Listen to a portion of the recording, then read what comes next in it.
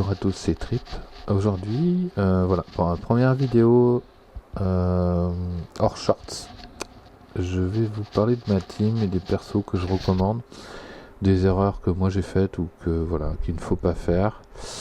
Voilà, je vais dans l'idée de vous indiquer un peu ce qu'il faut faire, surtout en tant que free-to-play, parce que c'est un jeu, c'est un CAX qui est vraiment assez pay to win, hein, en tout cas qui peut coûter cher. Parce que voilà, les prix sont juste démentiels. Après, c'est un jeu que j'adore, donc je vais pas vous le déconseiller. Je vais juste vous dire de faire attention à vos investissements. Moi, personnellement, j'ai investi des cartes cadeaux, mais pas d'argent réel que j'aurais. Voilà, je suis resté sur les cartes cadeaux, ce qui m'a permis de monter quand même pas mal au début. Mais je suis free to play depuis quelques mois, donc du coup, je peux vous donner les bons conseils. Donc, je vais vous montrer ma team déjà.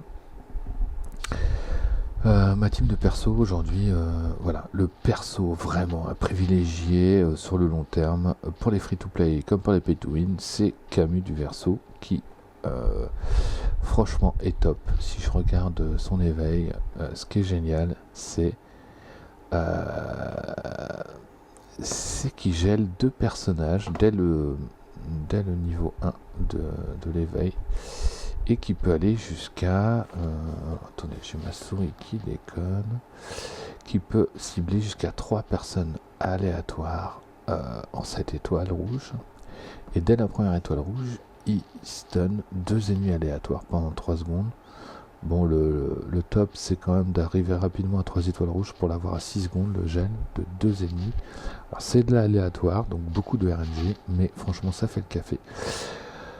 Camus, franchement, au début du game, j'aurais pas misé un péco sur lui, mais il est top. De chez top, c'est un vrai support pour le coup. Autre personnage à privilégier assez tôt, puisque la bannière arrive assez vite, c'est Seiya Odin, que moi je n'ai pas maxé, parce que j'ai voulu m'orienter sur Canon des Gémeaux, dont je reviendrai après. En tout cas, voilà, Seiya Odin, pour moi aujourd'hui, c'est le perso à privilégier, qu'on soit pay to win ou free to play. En free to play, on peut le monter assez facilement max étoile. Moi, je l'ai pas fait. C'est un choix de ma part, un mauvais choix entre parenthèses, mais je ne l'ai pas fait. Pour autant, je vous conseille de le faire. Voilà. Pourquoi ? Parce que c'est un tank qui supporte, enfin, c'est un combattant en rangée avant, mais qui est assez tanky, contrairement à un certain canon dont je reparlerai après. Et surtout, il fait des dégâts juste insane, même sans étoile rouge. Donc voilà, à privilégier, si vous avez des tickets à dépenser, des tickets bannières, allez-y.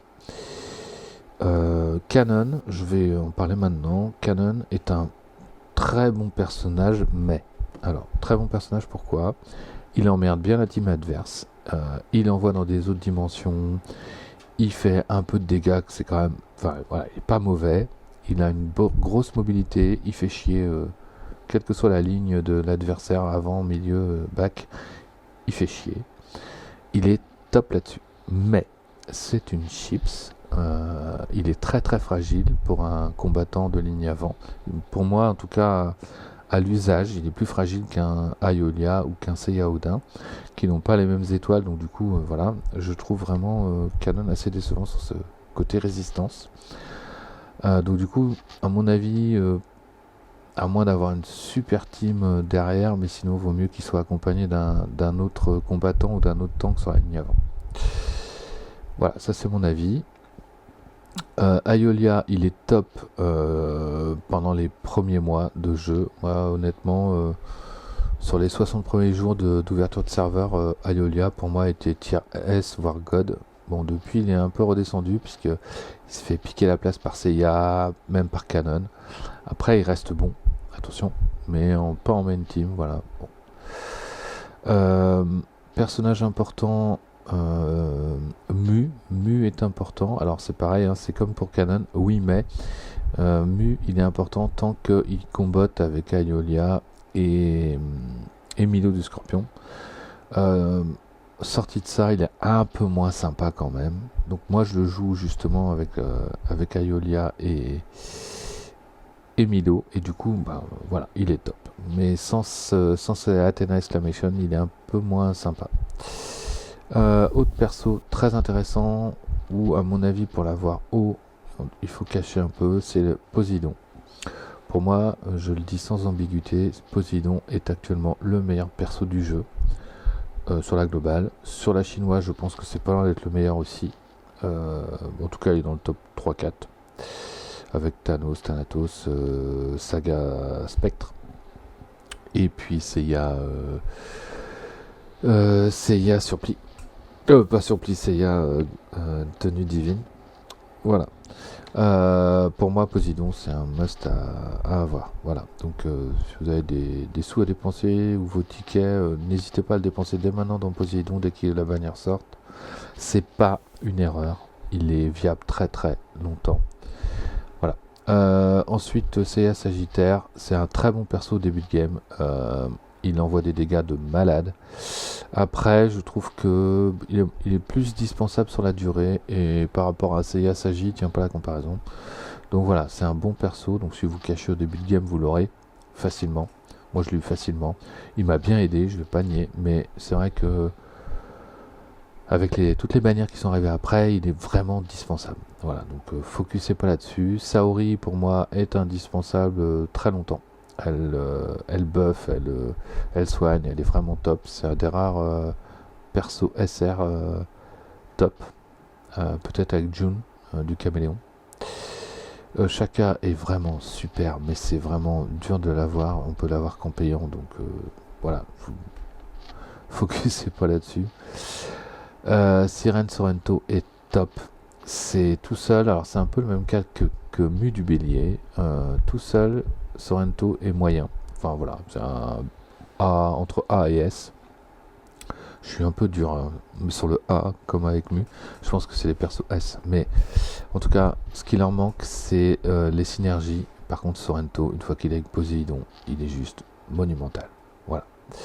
Donc si vous allez chercher Poséidon, montez Sorrento. Voilà, il faut que les deux soient montés. Saga Evil est très dispensable. Donc voilà, il fait vraiment le café les premières semaines de jeu. Après, on se rend vite compte qu'il est dispensable. Saga Surpli, moi je vous dis Saga Spectre, il est vraiment top. Donc n'hésitez pas. Seiya Sagi est vraiment top. On peut l'avoir en free to play assez facilement. Moi franchement j'ai pas cherché à le monter, il est déjà 6 étoiles, 140 alors que j'ai rien fait. Donc il est vraiment facile à monter. Il est vraiment... moi il est que 140 et il fait déjà mal. Donc il a une énorme survivabilité. Il va faire chier, il s'insère entre les lignes, il a beaucoup de mobilité. Il est vraiment... C'est un perso assez à part d'ailleurs. Mais il est vraiment top.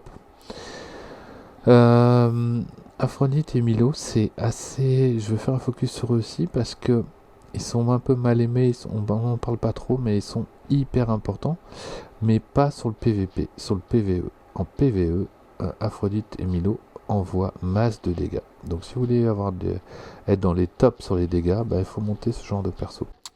Voilà, c'était Trip. Merci de ne pas laisser de pouce bleu que vous ayez aimé ou pas. Et puis par contre, dites-moi si vous voulez une vidéo sur un thème bien précis de Sensei AX. En tout cas, je suis ravi de partager ce moment sur ce jeu qui est pas si mal que ça, malgré le fait qu'il soit très très pay to win. Voilà. Bon courage à tous, bisous, ciao.